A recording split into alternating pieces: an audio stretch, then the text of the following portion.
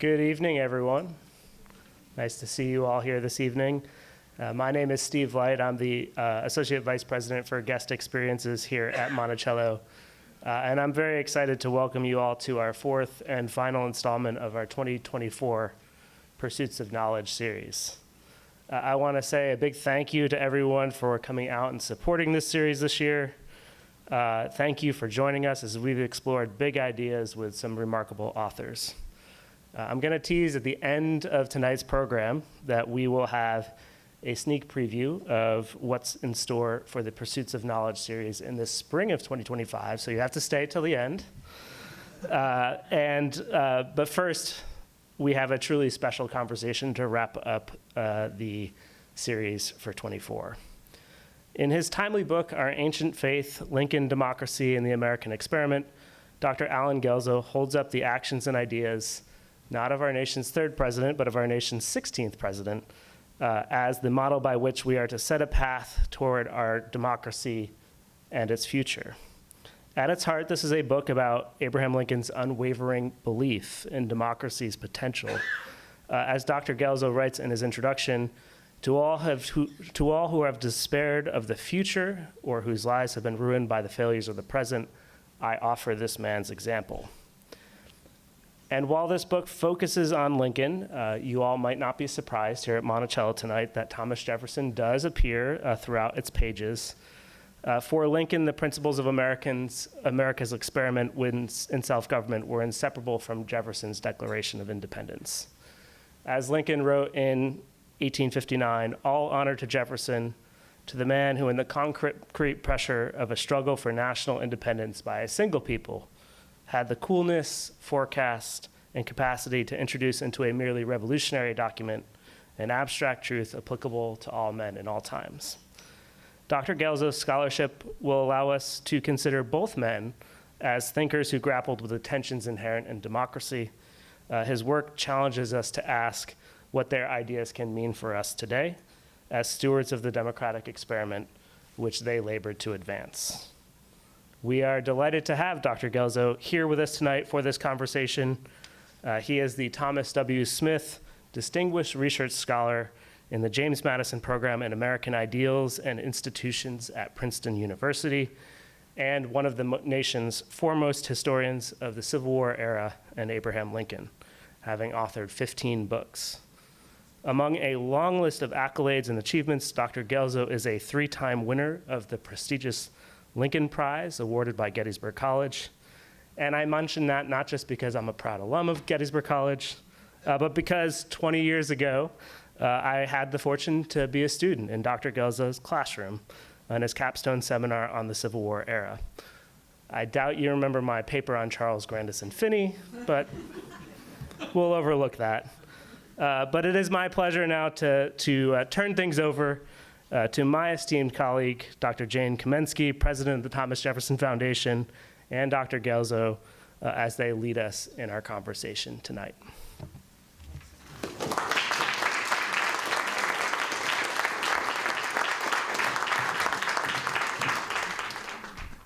Thank you all for coming out tonight. We're going to talk mostly about Lincoln and a bit about Jefferson.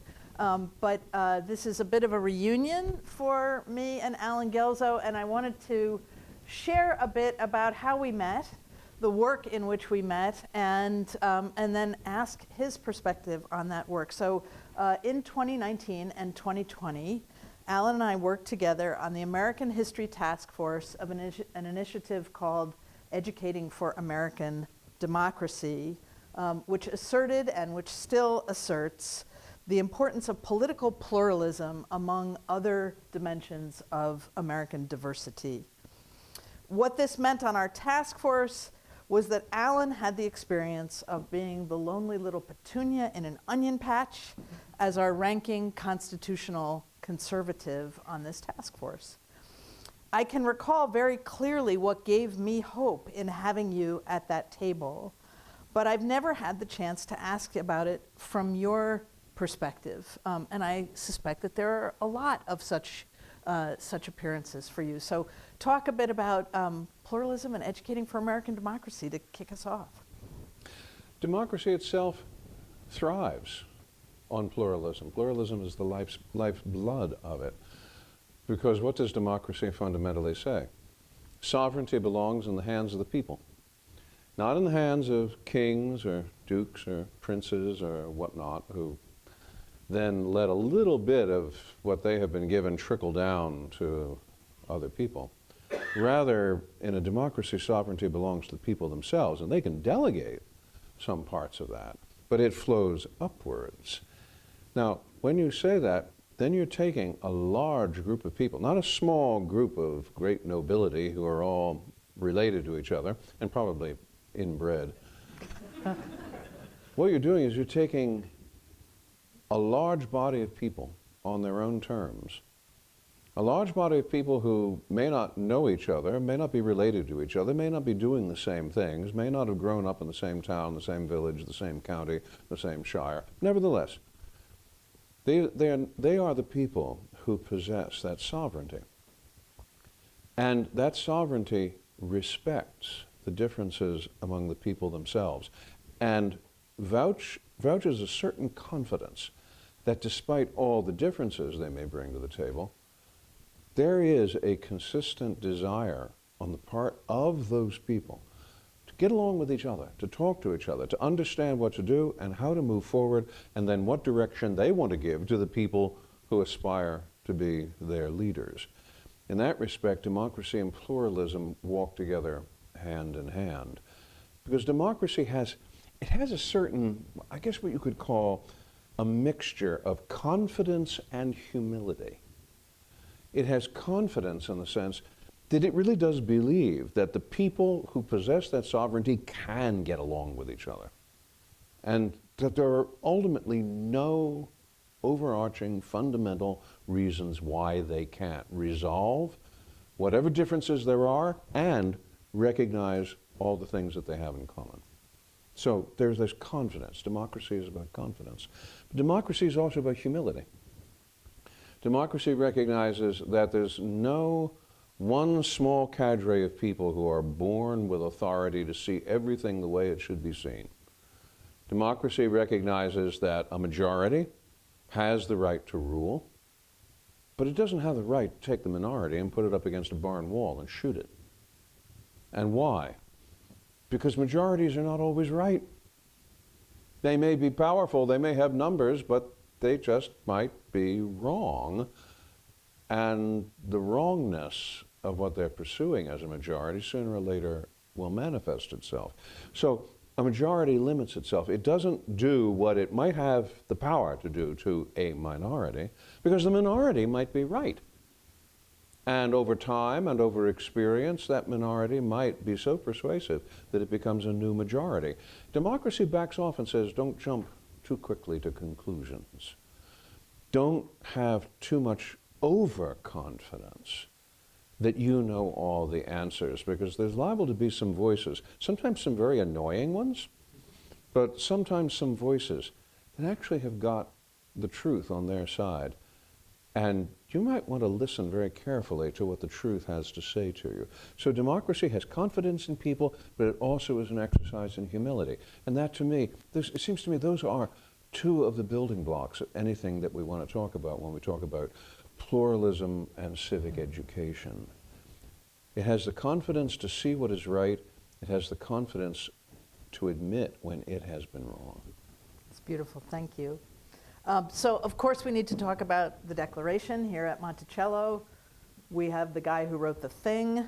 And I wanted to talk a bit about Lincoln's Declaration and Jefferson's Declaration, the evolution of the document between the 1770s and the 1830s. You note in the book that the American people, as Lincoln described us in 1838, had developed by that time a profound attachment to an ideal of its peoplehood rooted in a couple of founding documents, the Constitution and the Declaration, whose authors, and I'll quote you here, were guided by what they had read in a dozen or so treatises on political theory.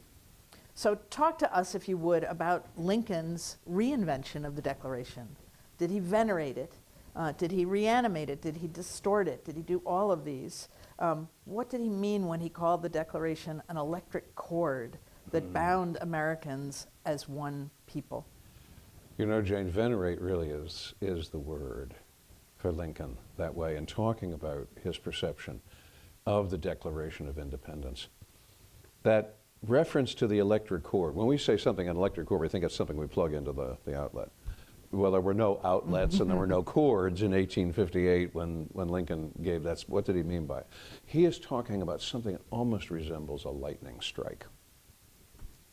An electric cord, something that is almost living and fluid, almost like those 18th century experiments with electricity and bell jars and whatnot.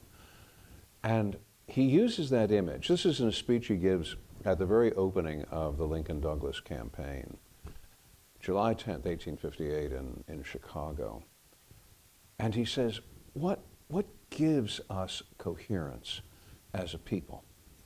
Is it our economic success? Oh, well, yes, that helps. Is it the success of our armies? Well, yes, that helps too. You wouldn't have had a successful revolution without them. But fundamentally, what it really comes down to is this. The people living in Lincoln's day, he said, the people living in his time had only the most distant relationship to the revolutionary generation. I mean, in 1858, yes, there was still a handful, but a number of survivors and veterans of the revolution. But he said, look around the population of the United States. Half the people in the country have come from someplace else. They've come from Scandinavia, they've come from Germany, they've come from France. They don't know anything about George Washington. They didn't have great-grandpa at Valley Forge. They didn't have an ancestor who served and followed Lafayette or any of the other great revolutionary generals. They might have had no one who was even close to the battlefields of the Revolution. What is going to guide people like that who are going to participate in this civic order, this American democracy? If they don't have that living connection to the Revolution, he says, they don't need to have genealogy for the Revolution. Why? Because no matter where they've come from, when they read in that Declaration, Lincoln said, that all men are created equal, then they feel that they are flesh of the flesh and bone of the bone of those old men that wrote the Declaration, and so they are. That, he said, that is the electric cord that runs through all lovers of liberty. That is what unites them. What then can take someone who is a candidate for the Sons of the American Revolution, which didn't quite exist yet, someone who can trace their ancestry back to the Mayflower or to Jamestown, what unites someone like that with someone whose father just got off the boat from Ireland, maybe months or a few years before? What unites them? That electric cord, that conviction, that proposition, as he said at Gettysburg. Because what else is the United States? It is a nation dedicated to a proposition, that all men are created equal. That proposition from Jefferson's Declaration. Think for a moment of how utterly absurd that statement was. I mean in the context of the 19th century. Because in almost every other place worth taking account of, everyone believed that a national identity, a nation itself, had to be something that was built up over centuries. It was a product of culture, it was a product of race, it was a product of religion, it was a product of language. Of blood. Yeah, it was something which just had to have this long lineage to it. And that was what made a nation. The idea that you could have a nation dedicated to a proposition, that you mean anybody who assents to that proposition can get in? And Lincoln's answer is, yeah. It was somewhere said, and I have borrowed this shamelessly, because it's true, that it takes 1,200 years to make a Frenchman. But you can become an American in 20 minutes. And here's my testimony to that. My great-grandfather John Anderson, which was not his real name. And that's a story in its own right, which I won't get into. He came to the United States as an ordinary seaman. He wanted so badly to abjure the King of Sweden. He wanted to be an American so badly, he copied out in pencil the Declaration of Independence, the Gettysburg Address. He had no use whatsoever for kings, monarchy, people who thought they'd been given some divine right to rule. He had read that proposition, and he said yes to it. And so he was in, fully as American as anyone who could trace their lineage back to John Winthrop or Captain John Smith. And for Lincoln, that is the most remarkable aspect of what is going on in America, that this democracy is built upon propositions. No other entrance fee is required. You assent to the proposition, you are in. And that works because everybody who reads that proposition, everybody who reads that first paragraph of the Declaration, reads it and says, yeah, that's right. Yeah, that everyone is born with certain natural rights and that among these are life, liberty, and the pursuit of happiness. Everyone says, I want to be part of that. And Lincoln says, okay, come on board. This is the place.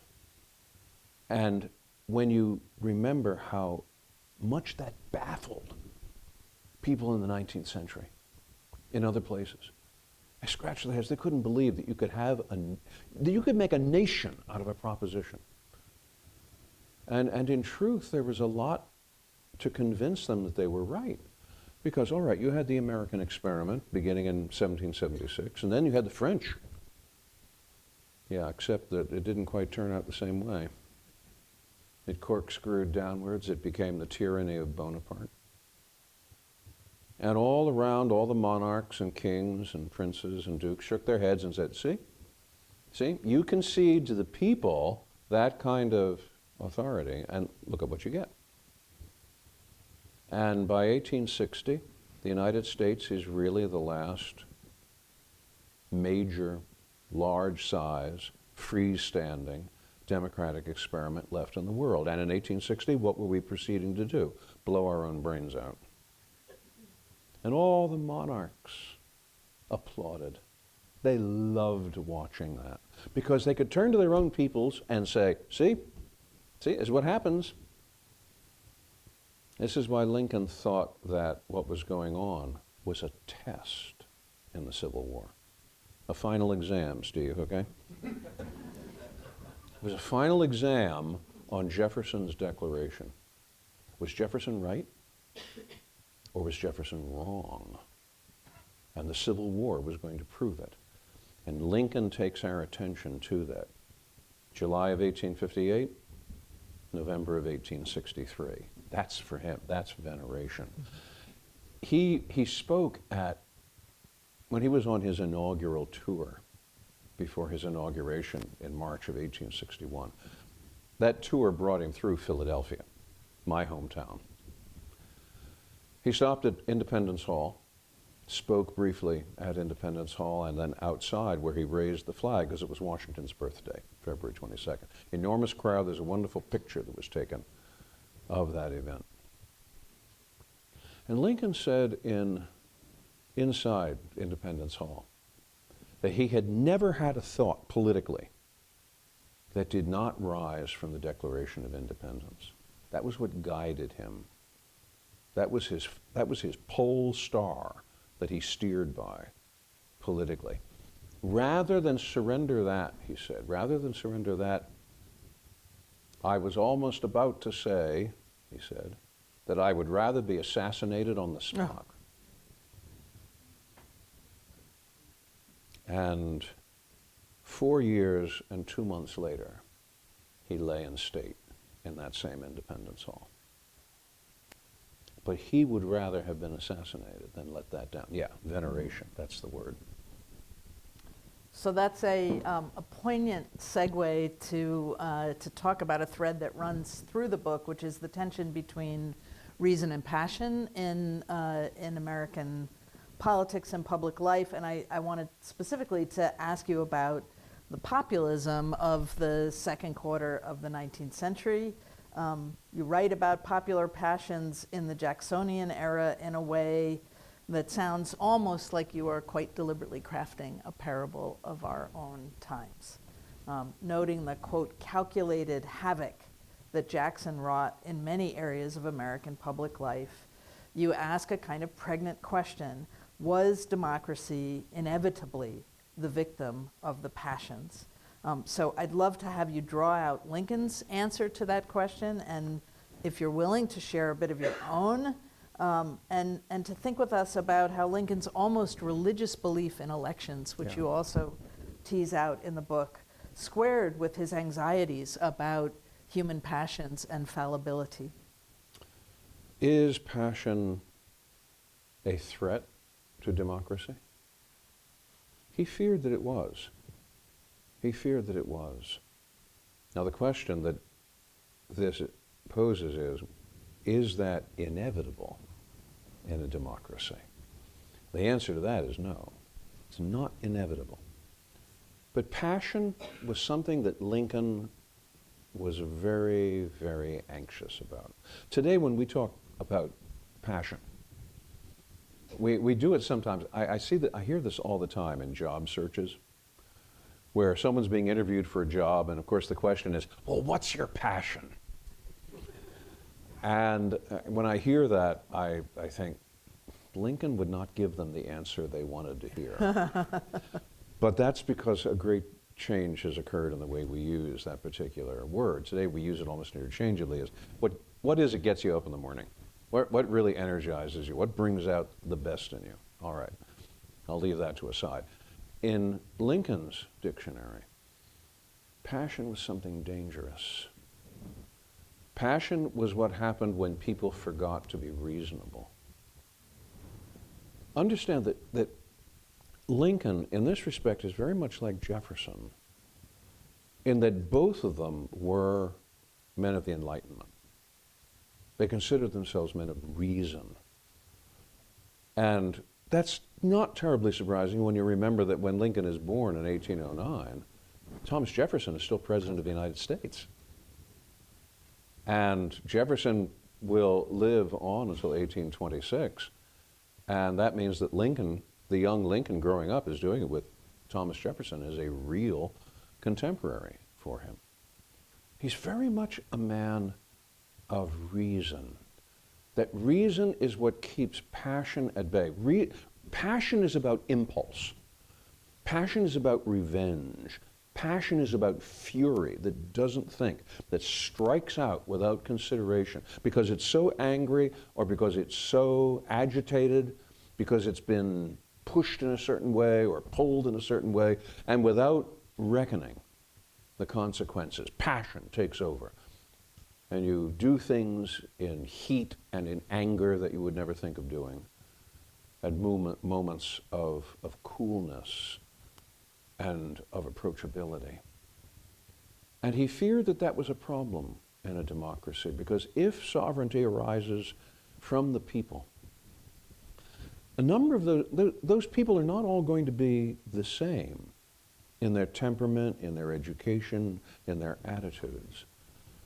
And there will be some people who will be governed by impulse, and they'll take their impulses into political forums, and they'll let those impulses rule. This is one thing which made Madison anxious about the whole project of democracy. I mean, Madison makes this comment, I think it's in Federalist 14, where he says, if every Athenian, talking about the Athenian democracy, if every Athenian had been a Socrates, the assembly in Athens would still have been a mob. And there was a fear that democracy was going to yield to mob violence. And it would yield to mob violence because it was being captured by the passions. And Lincoln is very dicey about the passions. So he will say repeatedly that he's not a man of passion, he's a man of reason. He will say in his first great public speech in 1838, the Lyceum speech, he says, we cannot be governed by passion. Passion is what is going to lead us into making the most awful mistakes. And when those mistakes get made, the price we're going to pay for them is so drastic that people in desperation will turn to dictators and despots to find a solution. And he'll say again, when he's talking about alcoholism, gives a very long speech about alcoholism. He was a teetotaler.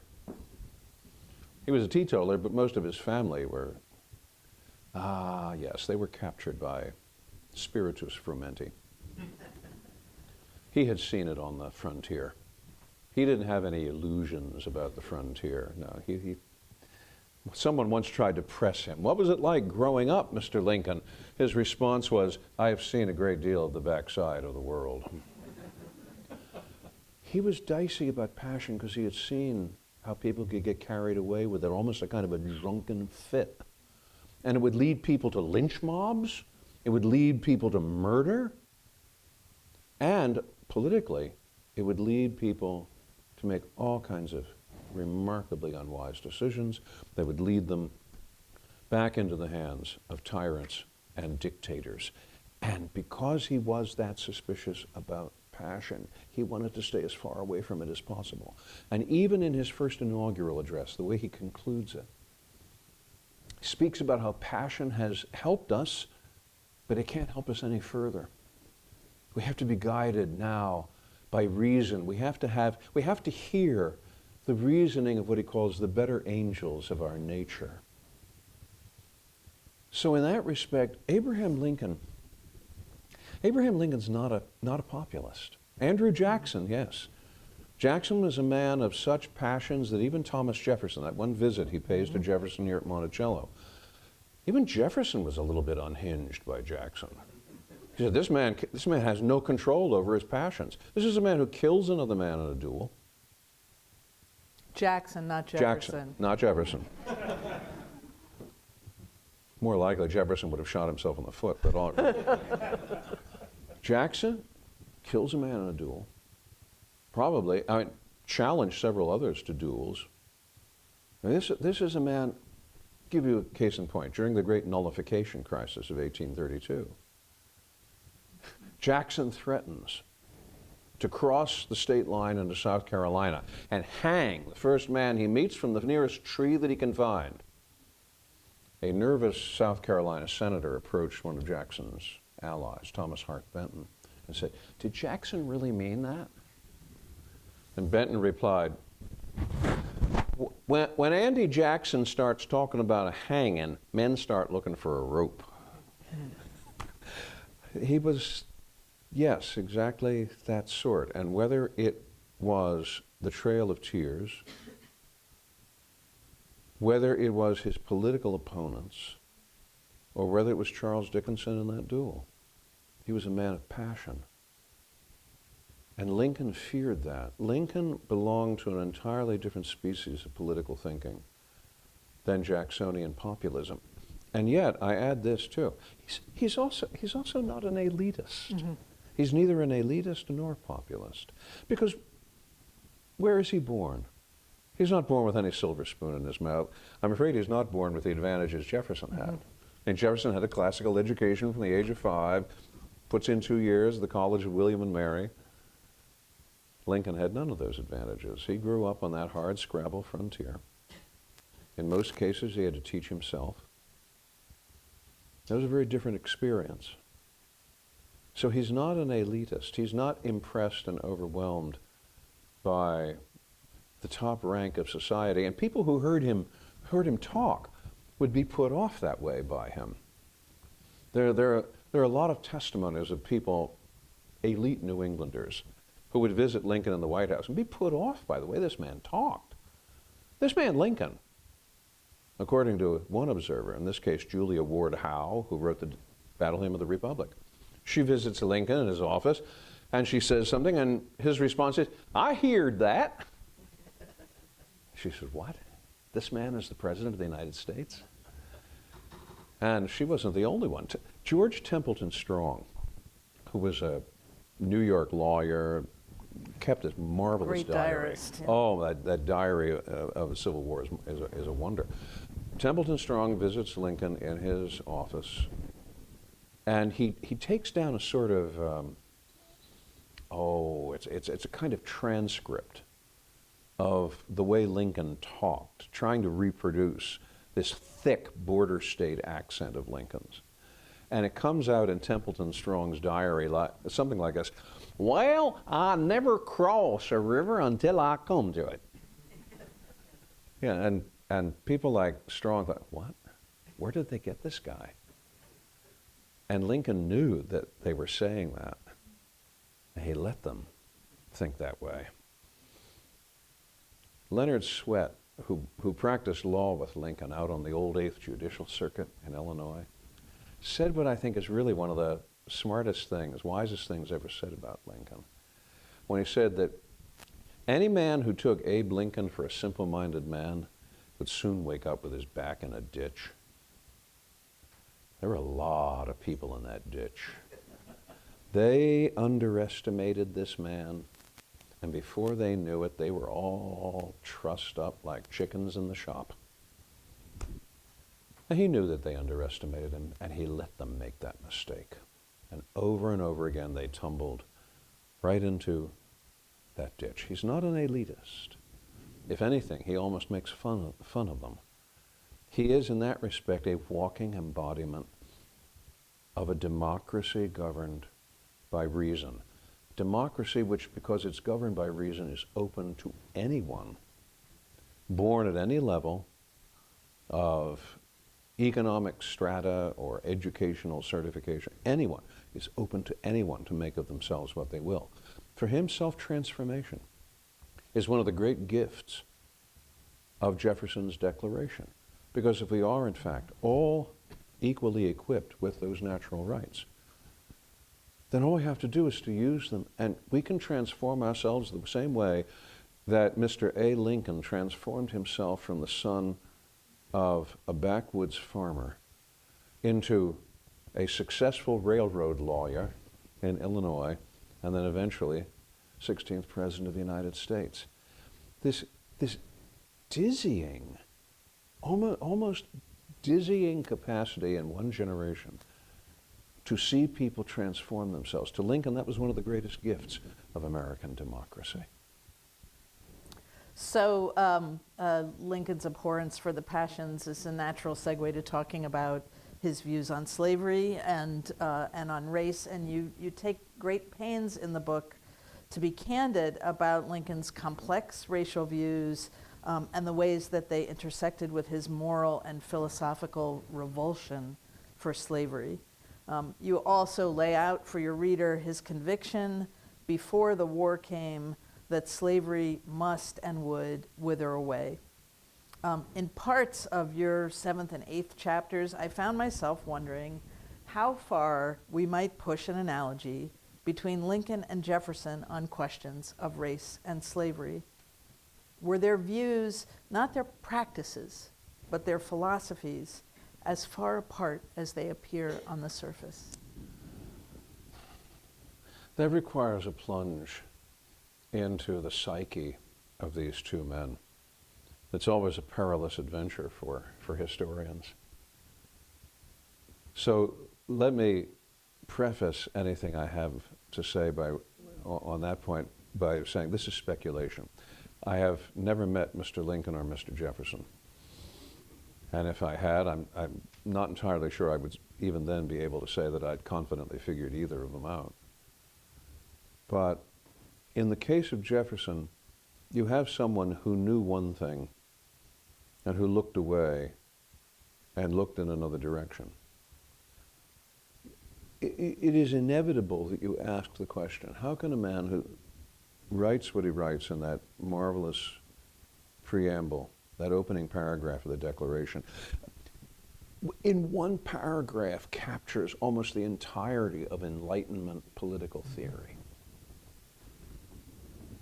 How can he say what he says there and hold other human beings in chattel bondage? Worse than that, how can he treat some of those individuals as though they were simply experiments for him to play with? Or worse still, commodities to be sold so that he could pay his debts or finance his wine cellar. How do you reconcile something like that? And I wish I could say, oh, well, obviously there is no reconciliation. The man's a living, walking hypocrite. That's the simple explanation. Except that human beings are more complicated and unpredictable that way. And there are moments when a certain approach to a question, to a problem, to a dilemma, seems to be perfectly suitable, only to discover 50 years later that in fact it is riddled with so many holes that the wonder is that it didn't collapse in on itself. And Jefferson is in many ways an example of this. He knew very well that this was wrong. Mm-hmm. He would even say that the United States can't even stand the judgment of God because of slavery. And then he turns around and says, well, look, we do have the tiger by the ears. We can't ride it and we can't get off. And what's going to happen? He speculates that there could be a racial bloodbath. There could be a race war. I mean, he dies 5 years before Nat Turner, but in that paragraph that he writes, it's almost as though he is seeing, this is what's going to happen. How does he live with himself that way? I don't know. And there were people who asked him that question. His secretary, the one who goes off to Illinois, says, you can't live with contradictions that severe.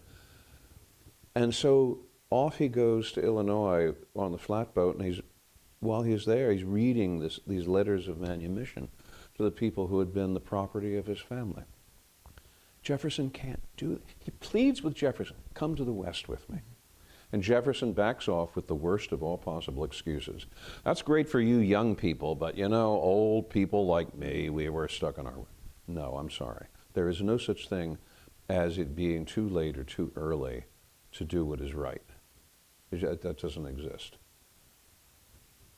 I don't have an easy algorithm for understanding Jefferson that way. And to a certain extent, neither did Lincoln. Mm-hmm. Because, Steve, you read that wonderful letter that Lincoln wrote to Henry Pierce in 1859 when Pierce and his Boston friends invited Lincoln to come to Boston and speak at this Jefferson Festival they were holding in April of 1859. And Lincoln has to beg off, and that's where he says, nevertheless, here's Jefferson, the author of the definitions and axioms of democracy. It's a letter, curious enough, gets printed in a lot of newspapers in the North. Because Lincoln's already made headlines from the year before for the debates with Douglas. So now when Lincoln writes a letter like that, okay, that people want to pay attention to that. How does someone reconcile this? And Lincoln sees these two sides because he praises Jefferson as what he calls the most distinguished politician of our history. Yet, at the same time, and Herndon knew this, William Henry Herndon was Lincoln's law partner of many years, and Herndon said afterwards, Lincoln really hated Jefferson. But he said, hated Jefferson as a man. Because he knew all about the Sally Hemings business. And there floated rumors that Lincoln, in fact, in the 1840s, had given a speech and address condemning Jefferson for what he had done with Sally Hemings.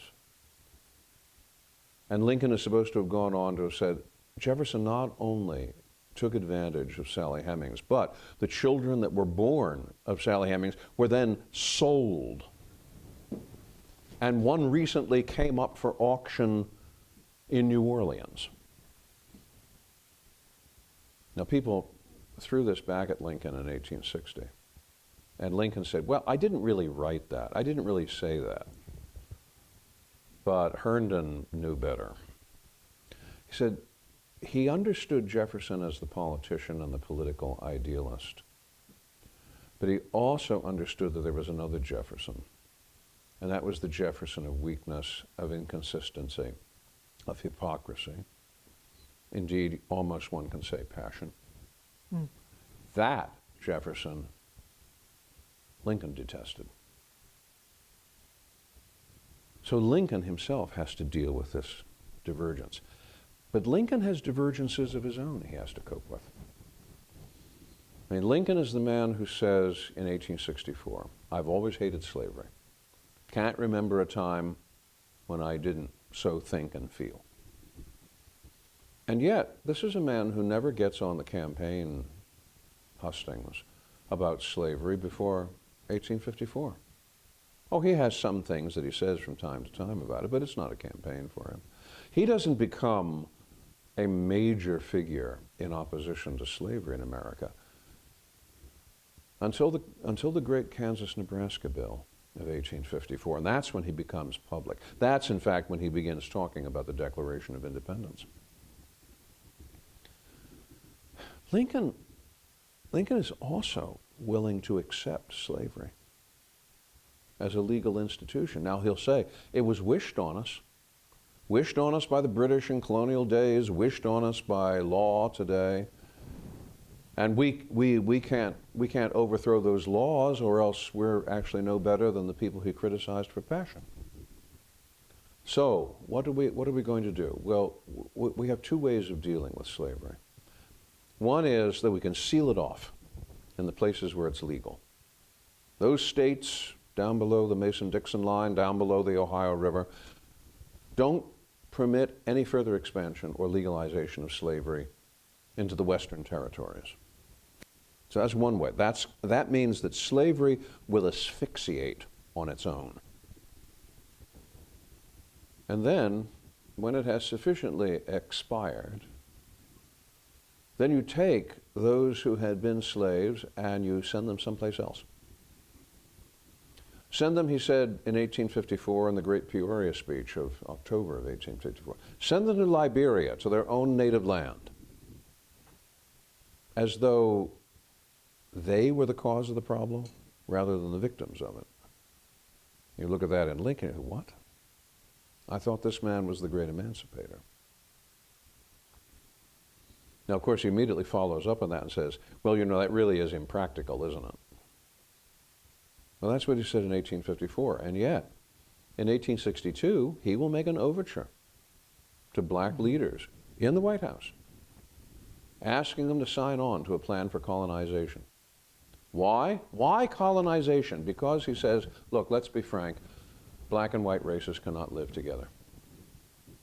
Now, he doesn't say it's because one is racially superior to the other. No, he says it's because you have no reason to love us, white people. We have inflicted the greatest harm that could possibly be inflicted on anyone. You have no reason to love us. That's going to create such tension that we're not going to be able to move forward. So let me try to persuade you. Voluntary colonization, not deportation, voluntary colonization. And the leaders of the black community in Washington whom he invited to hear this went back, consulted with each other, and said, no, this is crazy. Frederick Douglass almost lost it completely when he read newspaper accounts of this. He was like, what? Is this what this great Civil War is being fought about? But this is also the same Lincoln who will, only a few months later, in fact, the very time when he is making that address to that delegation, at the very same moment that he writes to Horace Greeley and says, look, if I could save the Union by freeing all the slaves, I'd do it. If I could save the Union by freeing some of the slaves, I'd do it. If I'd save the Union by freeing none of the slaves, I'd do that. What I'm doing is to save the Union. And people read that letter to Greeley from August 22nd, 1862, and they say, this is a half-hearted, he's only interested in saving the Union. Of course, without thinking that, of course, the idea that a president of the United States would even hint at the idea of freeing slaves would be enough to make half the country clutch their chest and fall over. Lincoln did have this underestimated way of slipping something in. And yet people read that and they're troubled. Is this the same Lincoln that we're talking about? This Lincoln who hates slavery yet is willing to have it continue? This is also the same Lincoln who is willing to see that the circumstances of the war are changing the landscape. So that by the time we get to the spring of 1865, he goes to Richmond. After the fall of Richmond to Union forces, he goes to Richmond. And there he is hailed as the second coming by black Richmonders. And he says, no, you don't give me any credit. Thank God, don't thank me. And he says to a regiment of black volunteer soldiers, a Connecticut regiment, and he says to them, if anyone tries to tell you that you do not have the same rights as everyone else, show them your bayonets. So when the landscape shifts, he shifts with it. I think you could sum up the difference with Lincoln and Jefferson by saying that for Jefferson, slavery induces helplessness. Trying to find a solution, it induces helplessness, whether it's realistic or otherwise. It's like, what can we do? For Lincoln, it's aspiration. What can we do if these circumstances change? He asked the question in one of his addresses to Congress, can we not all do better? And he used the image from the Gospels, where it said, be ye perfect as your Father in heaven is perfect. And he said, now, no one claims to be perfect, but you aspire to it. You work hard at it. You try to follow those teachings. Well, he says, that's what we should be doing politically. We should understand we're not perfect now. We're not probably going to attain perfection, but we can aspire to it. And when we see what he called the signs of the times changing, we change with them. He upbraided the representatives from the border states who were still clinging to slavery. He said, will you not read the signs of the times? He says this in March of 1862. Will you not see? Slavery is doomed. You can't resuscitate this thing. This war is killing it. And this war will end with it dead. Sign off on it now. Sign on to the plans I'm offering about emancipation. Read those signs. Of course, their response is, mind your business. Literally, that's what one of the delegations said, mind your business. So what does he do? He says, all right, I will mind my business. I'll go and write a unilateral military emancipation proclamation. There, how do you like that? Aspiration. For Lincoln, you deal with the problem of slavery not with helplessness, but with aspiration. You watch for the signs of the times to change and the landscape to change, and you move with that. Both of them have a fundamental, and I think a real, aversion to the notion of someone controlling someone else without their consent. Because that really is the nub of slavery. When you're in a position you can make somebody do something that they don't consent to do, that is slavery. And that, of course, is what makes slavery so near kin to monarchy, because that's how monarchy functions too. And Lincoln says in that Peoria speech in 1854, what is the sheet anchor of American republicanism? The consent of the governed. Where does he get that phrase from? Our friend Jefferson. That, he said, that is the basis on which this American democracy is built. That, he said, that is our ancient faith, the consent of the governed. to the extent that Jefferson and Lincoln both understood that and articulated that, they were at one. Where they differed, aspiration and helplessness. Two different men. So I'm going to ask you one last lightning round question. We're going to turn it over and leave some time to the audience. You've already alluded to Lincoln's passion for union and the extraordinary measures that it took to defend it. It's not a concept that we hear a lot in 21st century politics, is the defense of our federal union. Yeah. Should we be talking more about union, and what might that sound like? In 30 seconds. In 30 seconds. For Lincoln, union was bound up with democracy. The American democracy was a federal union. If you want to shatter the American democracy, shatter that union. Because when you shatter that union, what are you really saying? People can't get along. You can't trust those common people. You can't trust them to be anything else but common. When Lincoln looked out at that cemetery at Gettysburg, he saw the graves of 3,500 soldiers, a third of whom were unknowns. Very ordinary little clerks, farmers, sometimes people just off the immigrant boat, who had seen what Paul Berman once called a rainbow in the sky in American democracy, and who were willing to make that ultimate sacrifice for it. That, for him, that was what union was about. Union was what supported democracy, and the sacrifices for union are what make it possible to continue. We voted on November 5th. My wife and I went to the polling. We got up at 6 in the morning. We wanted to be sure we were there. We got in line. We were second in line at our polling place. And for all the time it took us to prepare and to get there and to stand in line, we went in, we voted, 7 minutes, we were out. And I said to her as we walked out of the polling place, we did that in 7 minutes. And how much blood and treasure has been shed over how many decades and in how many wars to make it possible for us to walk in and vote in 7 minutes.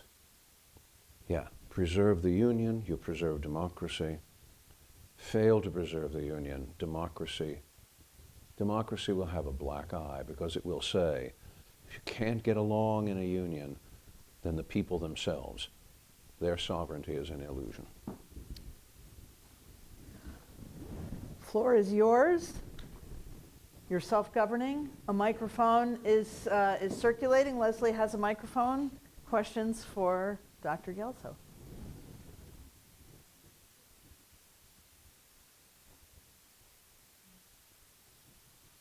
They train us to wait.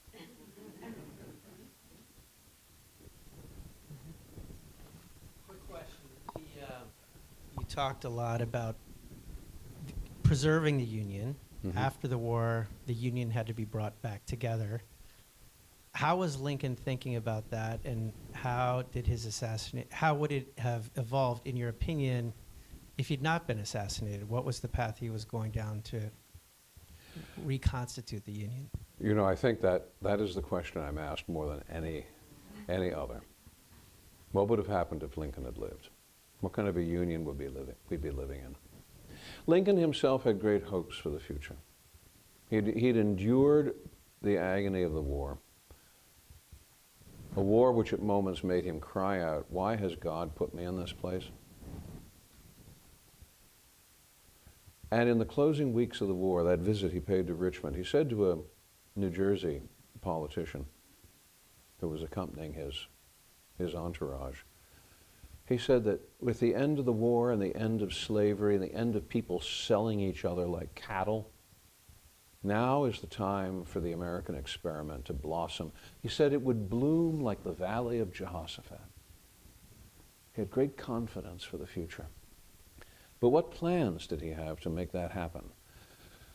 Oh, how we wish we knew. Lincoln was a very private man. Herndon once said that Lincoln kept half of himself back from everybody. And even from his best friends, he kept half of the remainder back.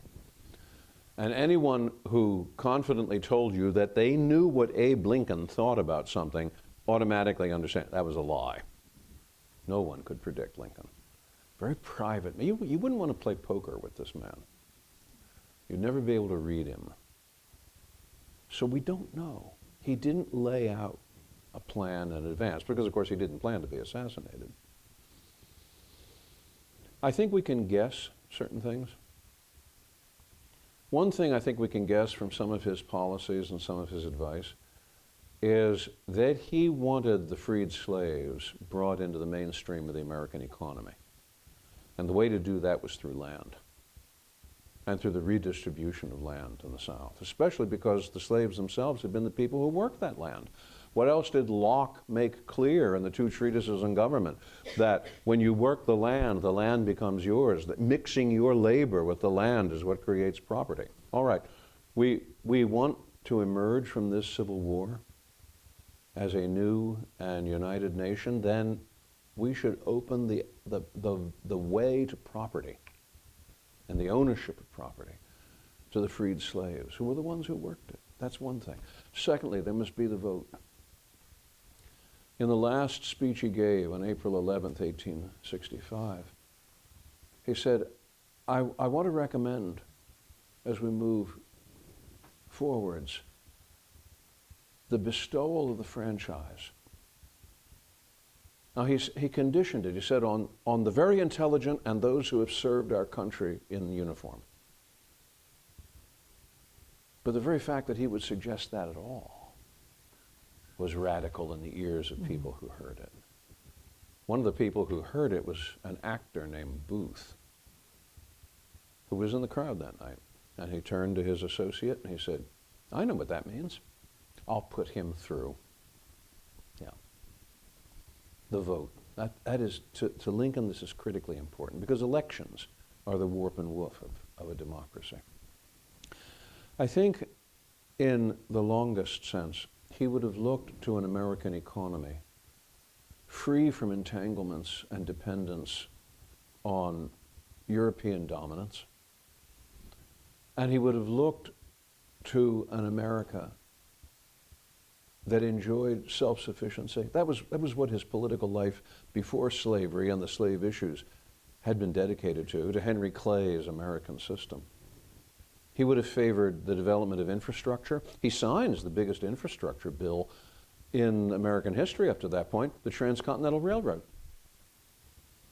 And he privatizes. I mean, the biggest privatization act in American history was the Homestead Act. So what he is looking for is the creation of more opportunities of self-transformation, similar to those that he enjoyed. But I end all this by saying, this is speculation on my part. I am guessing, which is the worst thing a historian can do. And Jane is probably over there grimacing while I'm saying all this. No, but that's speculation. I'm thinking of a world with a reanimated Lincoln, and it sounds pretty good. I think we are at time. I want to thank all of you for coming out tonight for a remarkable Lincolnian set of orations from Dr. Guelzo. You've heard how wide-ranging this easy-to-carry book is for sale right over in the gift shop. We'll be signing in a moment, so please give it up for Alan Guelzo. Thank you. Thank you all. Thank you. Thank you, Jane.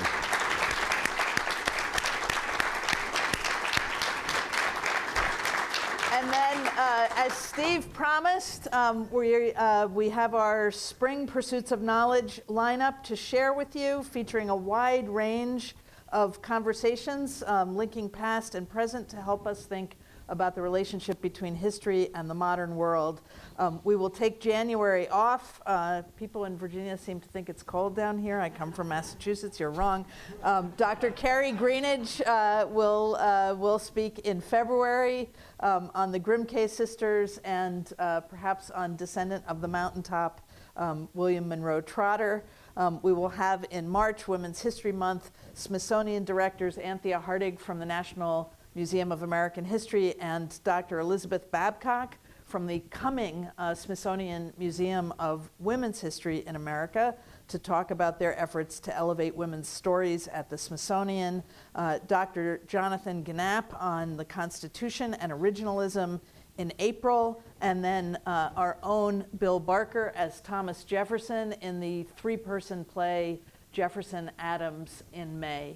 And we'll also have a June program, but we're not disclosing that until we roll out civic season early in the new year. So look forward to seeing you all back here early in the new year, and please make your way over to the shop and have some more time with Dr. Guelzo. Thank you all.